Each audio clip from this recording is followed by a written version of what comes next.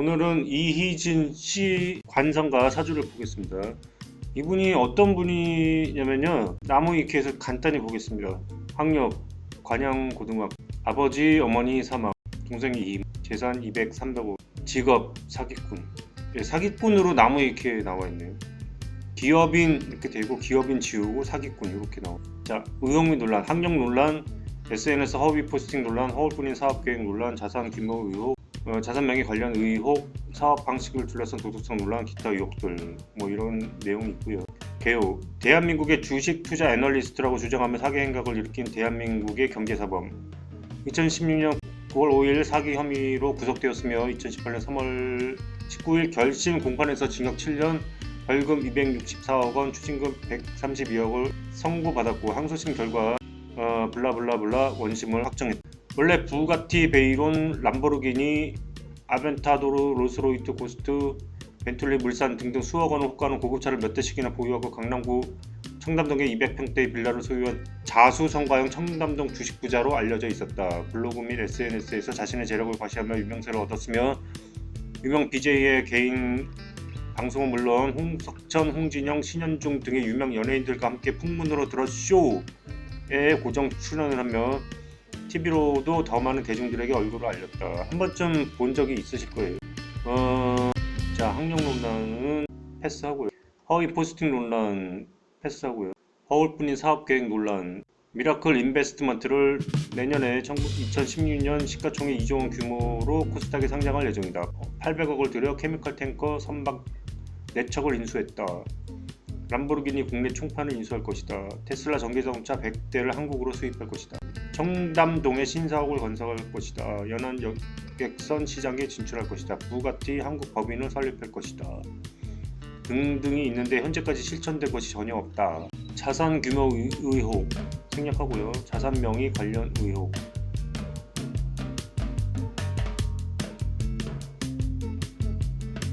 그의 럭셔리한 집과 은행 융자분, 즉 대출이며 그의 일부 슈퍼카들은 번호표 조회가 가능한 리스카들이다. 글쎄 뭔지는 모르겠지만 이렇게 집과 이런 것들이 참 법인 소유로 되어 있으면 나중에 사기가 발각이 되었을 때 먹튀가 가능하겠죠. 뭐 명의로 된 게 없고 회사는 뭐 부도내버리면 되는 거 아닙니까?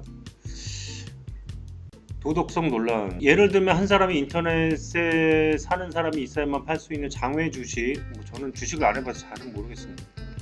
을 이희진이 강력 추천했으며 혹여나 그 주식이 망한다 해도 자신이 다 사줄 테니 걱정 말라고 하였는데 막상 자신이 산 그 장외 주식들의 가치가 추락하자 미라클 측이 무시했다는 것이다. 자기가 책임진다고 해놓고 떨어지니까 뭐 그런 적 없다 이렇게 했다고 하네요. 그 다음에 이건 방송에서 제가 본 기억이 나서 읽어보겠는데요. 그가 평소 안드로이드 프로그래밍을 했다고 자랑하기도 했고 사람들을 모았다고 자랑했던 근본을 IT 기반이라고 한 점에서, 그리고 그가 말미에 자동 주식 매매 프로그램을 만들었다고 자랑하던 점을 비춰봤을 때 전혀 웹 프로그래밍이나 기타 프로그래밍을 해본 적도 없는 수준의 조악함이 보였었다. 웹 프로그래머라면 알겠지만 그가 제시했던 사이트들이 하나같이 조악하기 짝이 없는 사이트라는 점이 의혹점이기도 하다. 2016년 9월 5일 사기 혐의로 긴급 체포되었다. 검찰은 투자자들에게 허위 주식 정보를 퍼뜨리고 헐값의 장외 주식을 비싸게 팔아 부당 이익을 챙긴 혐의를 적용했다. 약 3,000여 명의 피해자가 있다는 듯. 그는 유료 회원을 끌어모아 비상장 장외 주식을 사라 상장만 되면 100배, 1000배까지도 수익을 낼 수 있다고 투자자들을 현혹했다. 그런데 한편 이희진이 그동안 편취한 재산들은 이리저리 은닉하면서 빼돌리는데 그 과정에서 환수가 지지부진하였고 그동안 은닉 재산에 대한 소문이 붙는데 이는 결국 또 다른 비극을 불러온다. 이희진과 같은 방식으로 부자 코스프레를 통해 사기치는 방식은 사실 사기꾼들 사이에서 매우 흔하게 사용되는 방식이다. 위 팟캐스트에서 다뤄지기도 했지만 요자와 츠바사라는 일본인도 이와 유사한 사기 방식을 이용했는데 기본적으로 명문대 출신, 부자 코스프레 등은 사람들의 투자를 이끌어내는 데 있어서 말빨만큼이나 중요한 요소이기 때문에 많은 사기꾼들이 과거에도 해왔지만 앞으로도 계속 애용할 방식이다. 즉 투자를 하는 데 있어서 구체적인 투자 방식이 아니라 자기가 얼마나 잘났는지만 떠드는 사람을 보게 되면 100% 사기꾼이라고 보면 된다. 자, 그럼 관상을 보겠습니다. 이 방송을 제가 한번 봤거든요. 이 유명 관상가 분인데 지금 얼굴은 제가 블러 처리를 했고요. 뭐 그분도 민망하실 테니까. 그런데 뭐 최고의 관상이다 뭐 이렇게 지금 극찬을 하고 했는데 나중에 사기꾼으로 밝혀졌죠. 네, 그런데 뭐 제가 관상가라도 뭐 어쩔 수 없었을 것 같아요. 뭐 그렇게 부자 뭐 아주 잘 나간 사람 딱 데려놓고 관상 봐달라고 하는데 어떻게 뭐 거기서가 뭐 쫄딱 망할 거다 뭐 이렇게 사기꾼이다 이렇게 말을 할 수가 없겠죠. 뭐 대충 뭐 좋은 것만 갖다 붙여주면 될 테니까. 그랬는데 뭐 하여튼 뭐 그렇게 얘기를 했어요. 근데 척 봐도 뭐 그렇게 나쁜 데가 없어 보여요. 일단 관상학 쪽으로 그렇잖아요. 다 관상의 기본이 돼 있는 것 같아요. 일단 눈썹도 보면은 가지런해 보이고 그렇잖아요. 뭐 눈이 뭐 눈에 뭐 삼백안이라든 뭐 이런 것도 아닌 것 같고 삼각형 눈도 아닌 것 같아 보여요. 이분은요. 그리고 일단 관상이 좀 그냥 좋아 보이잖아요. 근데 그 관상에 있어서 또 이 살을 또 돈으로 보는데 얼굴이 도톰하잖아요. 복스럽게 살이 좀 쪘으니까 이제 좋다고 일단 봤겠죠. 또 그 다음에 이 또 볼이 또 통통한 거를 그 최고의 복으로 본다 이렇게 얘기를 했는데 그건 맞는 얘기예요. 볼이 좀 통통해야 돈이 들어온다. 이건 관상에 하기에 있어서 정설이죠. 그랬더니 이 사람이 뭐라고 얘기를 했냐면 사실은 자기 볼이 더 통통했다. 너무 통통해가지고 보톡스를 조금 맞았다 이렇게 얘기를 하는 거예요. 근데 그때 제가 그 얘기를 딱 듣고 예감이 하나 딱 꽂히는 게 있었어요. 뭐였냐면은 보톡스를 맞았다? 그러면 이거 안 좋은데 관상으로 저 양반 조만간에 뭔 일 나겠는데 내가 딱 그런 생각을 딱 했었거든요. 그거 하나 가지고 그냥. 그리고 저는 뭐 이 사람이 사기꾼인지도 몰랐어요. 모르고 오늘 알았어요. 오늘 한 뭐 벌써 몇 년 전이죠. 몇 년 전에 벌써 사건이 터져가지고 이렇게 됐는데 오늘 아는 거예요. 저는. 그랬는데 보니까 이런 일이 생겼는데 근데 내가 그때 이렇게 딱 봤을 때도 뭐 그렇게 뭐 이게 뭐 얼굴이 뭐 대단한 뭐 최고의 관상이 그럴 거 그냥 좀 나쁜 데는 없어 보인다 뿐이지 뭐 그렇게 뭐 대단해 보이지는 않았거든요. 사실 뭐 지금 이거 보면은 얼굴이 내 얼굴하고도 좀 비슷하게 생긴 것 같아. 얼굴이 눈썹 조금 찍고 이 그 전태궁 이게 전태궁이 그 부동산을 보는 데죠. 전태궁이 좀 도톰하잖아요. 약간 근데 얼굴에 대체적으로 좀 볼살이 통통해 보이고 이런 걸로 봐서 뭐 내 얼굴하고도 비슷하다 난 이런 생각을 좀 들었는데 그렇다고 해서 이 뭐 전태궁이 뭐 그렇게 넓은 것도 아니잖아요. 뭐 재벌 관상은 아니라 이거지. 그냥 뭐 나쁘지 않아 보인다 이거지. 뭐 그렇게 뭐 재벌 관상은 아니라 이거지. 보면은 전태궁이 그렇게 넓은 것도 아니고요. 뭐 그래서 제가 뭐 부동산이 없잖아요. 그 다음에 뭐 코도 뭐 이게 뭐 코가 막 큼직하게 뭐 재벌 코도 아니고 그냥 좀 복스럽게 그냥 복코다 좀 싶을 정도로 뭐 됐지. 뭐 이게 뭐 대단히 뭐 그런 건 아니지. 면공이 좀 두툼하고 이 미간이 깨끗하죠. 그런데 제가 뭐라 그랬습니까? 그 소시오패스의 첫 번째 관문이 미간이 깨끗하다는 거였죠. 미간이 깨끗하고 이 눈매에 힘이 없다는 거죠. 보면은 눈매가 풀렸어요. 네, 눈매에 힘이 없어요. 보면은 약간 초점이 없는 것 같은 느낌이 들죠.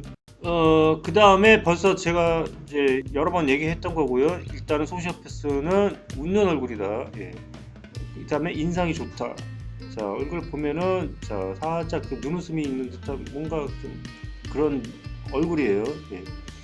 이 사진이 좀 그 선명하지 않아서 잘 모르시겠지만 이렇게 보면 그렇습니다. 예. 그리고 좀 안 세 보이죠. 안 세 보이고 좀 부드럽고 인상 좋아 보이는 게 소시오패스의 특징이죠. 그래서 많은 사람들을 끌어들이게 됩니다. 입술을 보면은요.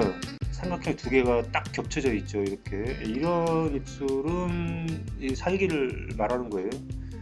이 사람이 뭐 소시오패스는 그 사이코패스는 아니지만 일단은 내가 다른 사람한테 금전 뭐 수천만 원 기름 뭐 수천만 원이 아니라 몇백만 원을 사기를 쳤다고 해도 그 사람이 없는 사람이면 그 몇백만 원 가지고 자취방 월세도 못 낼 수도 있는 거잖아요. 그런데 그 몇백만 원이나 수천만 원을 갈취한다는 거는 그거는 그 사람 죽거나 말거나 그거만 살기 아닌가요? 그거는요. 그 사기서 말하면 일종의 그 살기예요. 그렇기 때문에 그게 지금 보이는 거는 딱 한 군데 그게 보여요. 그런데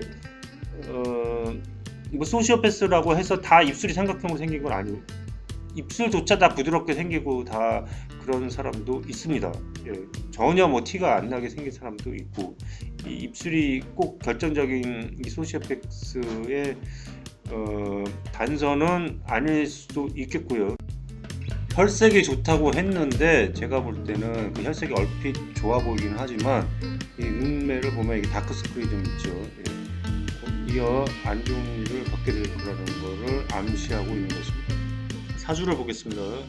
병인년 신묘월 무인일. 시주는 모르고요. 역시 극신약입니다.